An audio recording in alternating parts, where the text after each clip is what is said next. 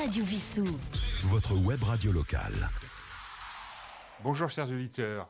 Comme la semaine dernière, une fois par semaine, nous allons inviter donc des Ukrainiennes qui sont venues d'Ukraine à Vissou pour parler de leurs expériences. Là, nous avons 3 jeunes femmes, Natacha, Tatiana et Anastasia. Anastasia qui évidemment parle français et qui dira les expériences de ta sœur et de ta nièce. Oui, voilà. Et ben, je te donne la parole pour que justement tu les interroges et que tu nous en dises un peu plus sur comment elles ressentent un peu tout ce qui se passe dans leur pays. Oui, bonjour à toutes et à tous. Oui, j'ai reçu enfin ma famille chez moi parce que ce moment, 24 février, elle a bouleversé ma vie. Et comme toutes les vies des autres Ukrainiennes, toujours certaines qui sont restées, qui sont toujours en cet enfer, et l'autre qui sont quittés leur pays, toute la vie était bouleversée. Et ta famille était plutôt dans la partie russophone, si je ne me trompe pas. Oui, ma famille, elle était plutôt sur les parties russophones, mais même le parti l'ouest et est, elle n'a jamais été la guerre comme aujourd'hui les propagandes russes. Elle dit qu'il y a vraiment les gens qui parlent russe, elle était mal reçue par les Ukrainiennes qui vivent dans les parties l'ouest. C'est tout à fait faux, parce que toujours on était proches l'un des autres, on n'a jamais eu des contentions à cause de langue. Et c'est pour ça en Ukraine, il y a langue ukrainienne officielle, mais aussi beaucoup de gens qui, les parties l'Est, elles parlent russe et elles parlent aussi ukrainienne. Et on est tous vécus en paix. Je vais poser un petit peu des questions à ma sœur pour savoir qu'est-ce qui elle a vécu sa vie avant cette journée. Наташ, расскажи, пожалуйста, до 24 числа немного своей жизни, чем ты занималась, твоя профессия. И Татьяна потом ответит. Добрый вечер. Меня зовут Наталья. Я приехала в Вису, бежала в Вису из Украины, город Запорожье. Жизнь до 24 числа была светлой и радостной. Я работаю на большом, огромном предприятии компании «Щедра». Oui, ma sœur, elle a dit qu'avant le 24 février, elle a eu la vie heureuse, plein d'espoir. Et elle a travaillé dans une grande entreprise agroalimentaire. Которая производит маргариновую продукцию и поставляет не только в ближние страны зарубежья, но и дальние страны зарубежья. На сегодняшний момент завод у нас законсервирован в связи с войной. Et sa entreprise, c'était une des grandes entreprises en Ukraine qui fait fabrication des matières premières pour les boulangeries comme les margarines, de l'huile. Et elle a fait beaucoup des exports aussi dans les pays d'Europe. Dans la France aussi. Et aujourd'hui, sa entreprise, elle est fermée. Elle ne peut pas travailler. Моя любимая работа заключалась, я работаю в департаменте качества пищевой промышленности компании «Щедра». Это у меня стабильность производства и качество выпускаемой продукции. Предприятие наше имеет международные сертификаты, очень всегда много аудитов и также европейских. Мы работали с компанией KFC, Nestlé. Oui, parce que ma sœur, en fait, elle est manager de qualité dans son entreprise. Et l'entreprise de ma sœur s'appelle Щедро. Elle est cliente comme Nestlé, comme KFC. Alors, c'était une entreprise très prometteur et elle avait beaucoup de travailleurs dans cette entreprise. И 24 числа жизнь поделилась напополам. То есть ты пришел на работу в 5 часов. На нас напали наши близкие братья, в кавычках, рашисты. Жизнь поделилась на мирную жизнь до и послевоенную. Oui, ma sœur l'a dit, sa vie, elle était divisée. La vie avant 24 février et la vie après 24 février avec des mauvaises surprises, on peut dire, que les frères russes qui proches culturels, langues, ils ont attaqué l'Ukraine à 5 heures du matin et c'était bouleversant. Tout le monde n'a pas entendu ça. Et depuis qu'elle est arrivée, comment elle vit maintenant en France, à Вису en particulier? Qu'est-ce qu'elle ressent? Ну, с того момента, как ты приехала сюда, что ты чувствуешь, как ты живешь? В весу я, как сказать, у меня защита, да, я стала спать хорошо, не бегать по тревогам в подвалы, но хочется все равно домой, чтобы быстрее это все закончилось. Ma sœur l'a dit, oui, je me sens en sécurité. Surtout, elle a commencé à dormir la nuit parce que avant la nuit, toute la nuit, elle était cachée dans les abris parce qu'en Zaporozhye, même s'il n'était pas bombardé comme on a vu certaines villes en Ukraine, elle a dit que c'était impossible à dormir parce qu'elle avait toujours l'alerte aérienne et il faut tout de suite bombardement, oui, il faut tout de suite aller à l'abri. Mais elle veut absolument revenir en Ukraine et elle veut que cette cauchemar, cette guerre, elle s'arrête. Est-ce qu'elle sait là où elle vivait? Est-ce qu'aujourd'hui, il y a eu des dommages? C'est-à-dire est-ce que la ville a été rasée? Oui, ici, il y a encore des bâtiments qui tiennent debout parce que les images sont terribles à la télévision. Так как мы видим много новостей, там, где здания были полностью разрушены, ну, твой дом стоит, как бы все нормально. Мой дом в Запорожье, у нас рашисты нас бомбили только по точкам военным. Дома у нас еще целые, но Запорожье взято в полукруг. То есть русские войска, рашисты подобрались к Запорожью, очень близко. У нас разбомбили в Запорожской области Васильевка, много жертв, по телевизору это не показывают. Пологи. La maison de ma sœur, son appartement, elle est toujours, on peut dire, en bon état. Parce qu'au début, les armées russes, elles bombardaient les objets militaires. Mais Zaporozhye, elle était entourée, on peut dire, pas vraiment comme c'était Kharkiv ou Kiev. Il est entouré demi-ronde par les armées russes. Il y avait beaucoup de villages qui est proche des Zaporozhye, qui étaient fortement bombardés. Et sur les journaux, on ne parle pas de ça. Parce que ma sœur, elle connaît des gens qui vivent dans ce petit village. Ils ont dit qu'il y a des morts, il y a des blessés. Et les journaux, ils ne parlent pas de ça, le petit ville qui est proche des Zaporozhye. Mais aujourd'hui, on a parlé justement de cette ville, Zara, je n'ai pas bien compris le nom exactement. Le nom de... Des villes de ma sœur? Oui. Zaporozhye. Oui, je pense qu'on en a parlé, où les Russes commencent à entourer la ville. Donc oui, c'est ça. Жан-Люк сказал, что сегодня разговаривали по новостям про Запорожье, что город в полукольце находится. Полукольце, да. Они, рашисты, зашли на самую большую станцию в Европе, это Энергодар, и шантажируют там людей.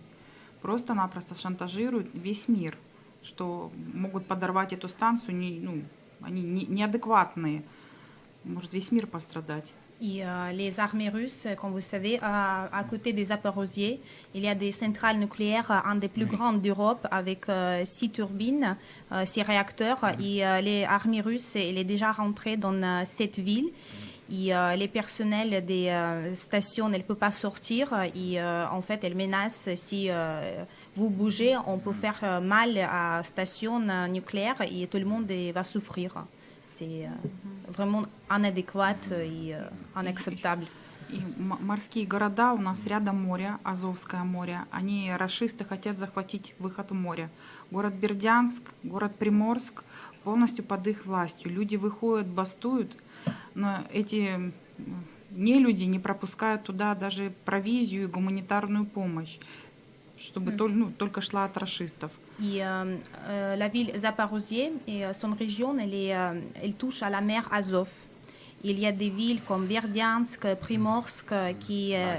Mariupol, c'est la région Donetsk, mais il y a des villes, certaines villes aussi, la baie d'Azov, c'est le Zaporozhye, la région des Zaporozhye. Et l'armée russe, elle fortement attaque les villes. Ils ont pris les villes. Et les peuples ukrainiens, elle fait beaucoup de manifestations pour arrêter cette guerre, pour dire à l'armée russe aller à la maison, en fait, laisser tranquille l'Ukraine. Il n'y a pas aucune aide humanitaire parce que l'armée russe, elle bloque l'aide humanitaire pour les gens qui sont déjà prises par... Donc les Russes veulent avoir l'accès à la mer d'Azov, mais aussi à la mer Noire, Oui, notamment avec Odessa. oui, elle vous bloquait complètement tous les voies maritimes de l'Ukraine. Et qu'est-ce que vous pensez de ce président, un ancien acteur, Zelensky, qui a l'air d'être absolument formidable? Что ты думаешь по поводу И Зеленского? по поводу Зеленского. Когда были выборы, я могу честно сказать, что я не голосовала за пана Зеленского. Но на сегодняшний момент это самый лучший президент во всем мире. И от Макрона, это тот человек, который сейчас стоит и охраняет весь мир, не только Украину, и он находится в Украине. Самый лучший президент. Такого в мире нету. Ma soeur, elle a dit que comme c'était les élections, elle n'a pas voté pour lui. Mais aujourd'hui, elle a dit que c'est le meilleur président de tout le monde parce qu'aujourd'hui, c'est lui qui est en face de cette terreur et qui protège en fait pas que l'Ukraine, mais le reste de l'Europe. Et ma soeur, elle est très admirative de lui. Mais là, il a été applaudi par la Chambre des députés américains aujourd'hui, y compris le président Biden. Ils sont tous levés, comme l'Union européenne l'a fait. Mais est-ce que c'est suffisant de l'applaudir? C'est la question. Сегодня, получается, в Америке они там все аплодировали ему, там и Байден. Он говорит, неужели аплодисментов будет достаточно, чтобы это... Это самый великий президент, который войдет в историю человечества, а Путин, который похоронит Россию как держава. Ma soeur l'a dit, le Zelensky, président Zelensky, il va rentrer dans l'histoire comme un grand homme et Poutine, il va rentrer dans l'histoire comme personne qui va entourer la Russie comme la pays. Et Nathalie, alors Татьяна. Скажи за свою Татьяна. работу, за что ты закончила. Да, добрый вечер. Меня зовут Татьяна. Я из города Запорожье. Как моя жизнь проходила до войны, как у всей молодежи, гуляла, училась, закончила университет, собиралась устраиваться на работу в прокуратуру, но пошло... Tatiana, elle a dit, oui, ma vie, elle était avant 24 février, elle était heureuse, comme les vies pour tous les étudiantes. Étudiante en quoi? Elle vient de finir ses études en droit et elle a pensé, elle a eu beaucoup des ambitions. Elle a pensé à avoir le travail dans la procuratura. Avocate, non? Non, Ради. А у вас такого нет? non. Le droit. Внутренний, короче, Правоохранительный орган. да. Attends, je vais faire juste un petit traduction Voilà. parce que. Nous sommes en direct, mais ce n'est pas grave. Bureau des procureurs. Ah oui. Oui. Elle peut, parce qu'avec son diplôme, elle a des. Elle a fini le magistrat. Et, Juge, oui, magistrat. Oui. Et elle peut faire le travail dans les bureaux des procureurs. Elle concourra certainement à mettre Poutine en justice, quoi, au Oui. tribunal. Да, Hein? чтобы Путина привлечь К ответственности, да, да. подготовить Если все бы это документы. было мои... И, конечно, привлекла бы, если это было в моих полномочиях, то... Poutine, pour nos auditeurs, il a remplacé Helsinki, qui est un grand buveur de vodka, fin 99. Et il est devenu président, il a été élu début février 2000. Et puis ensuite, avec son Premier ministre Medvedev, ils se sont échangés une fois Premier ministre, une fois... Mais là, il a prolongé son élection jusqu'en 2036. Oui, elle a changé complètement les constitutions. Voilà. Donc, Конституцию поменял, менялся с Медведевым местами. Да, это Теперь цирк там был такой. et donc, comme tu disais tout à l'heure que tu n'avais pas voté pour Zelensky, même si aujourd'hui tu reconnais que Zelensky fait un travail formidable, c'est qu'en Russie, on n'a pas le choix, puisque de toute façon, l'élection est totalement, comme la presse, est complètement bâillonnée.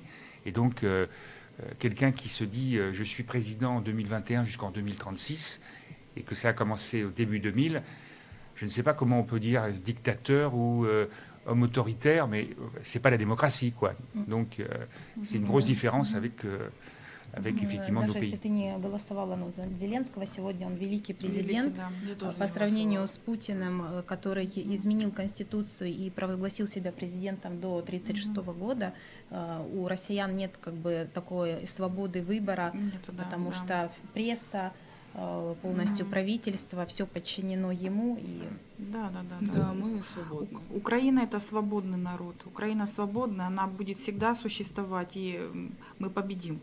Дух точно не сломается, дух стал сильнее. С этой войной мы еще больше объединились.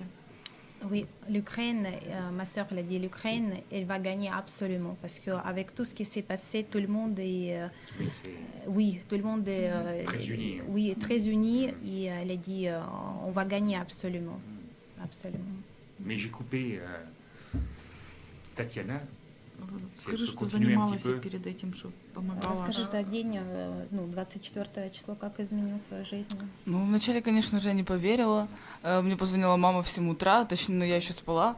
Звонила мне раз 10, говорит, война. Я такая вообще ничего не слышала, как проснулась, я даже не поверила в это, то, что началась война.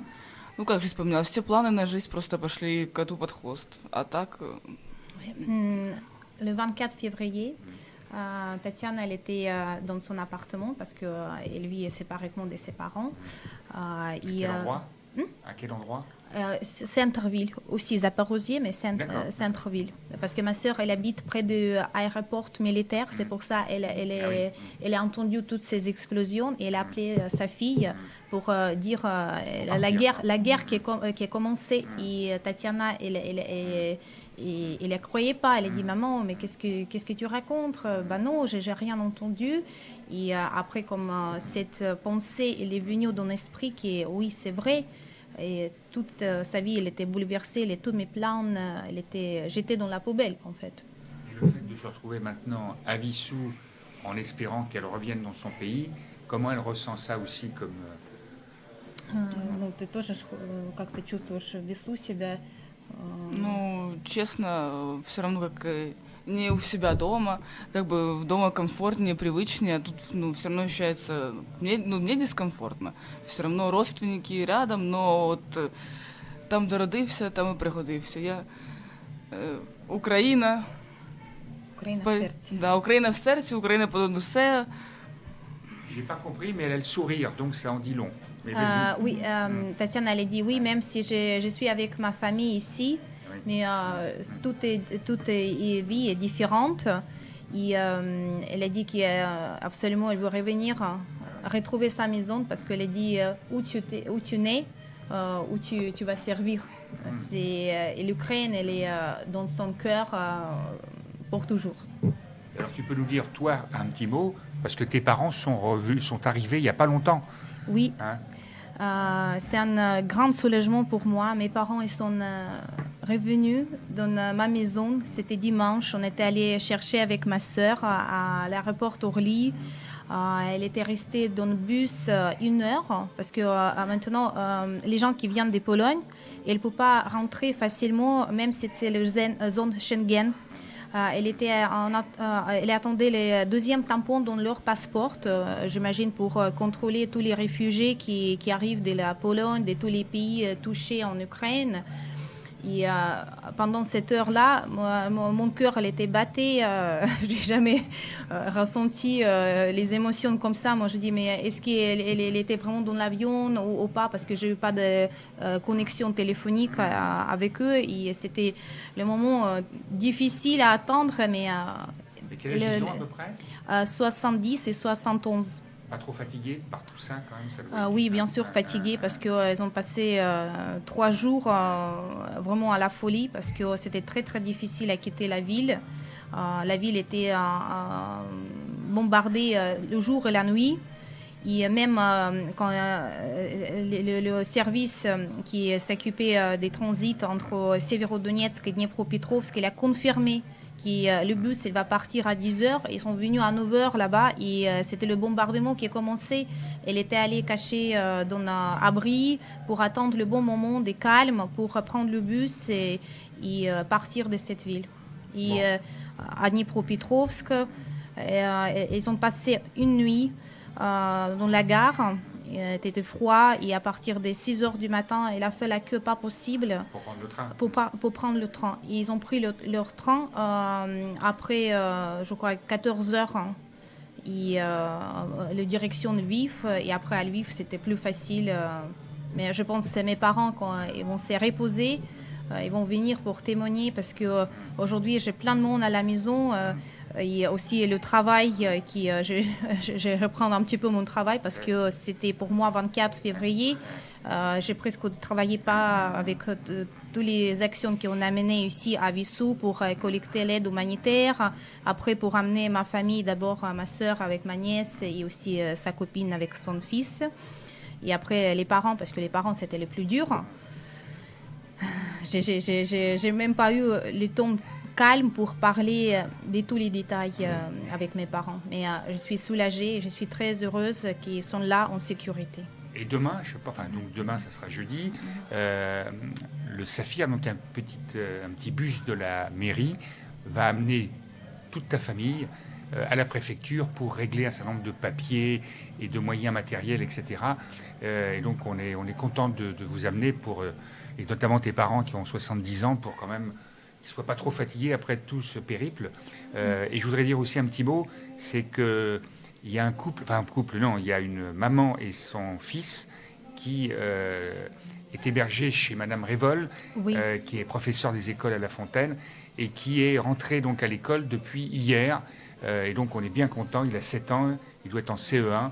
Et si d'autres enfants sont concernés, on va essayer aussi de les inscrire pour les scolariser. Oui, en fait, je veux encore remercier notre équipe de la mairie avec Florian Galland, avec Jean-Luc. Merci beaucoup parce que organisation vraiment de notre ville pour tous les réfugiés, c'est formidable.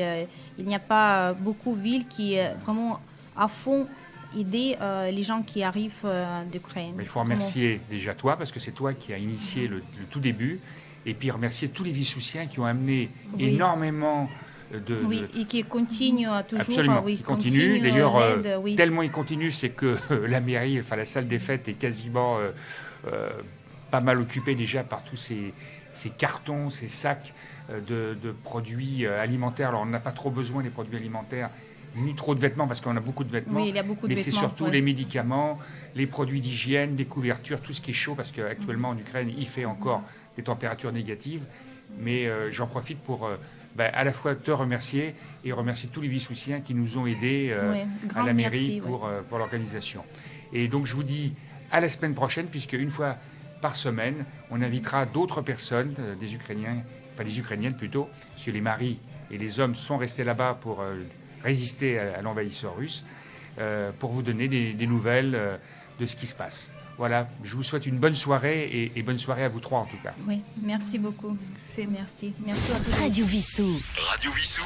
Votre web radio locale. Votre web radio locale.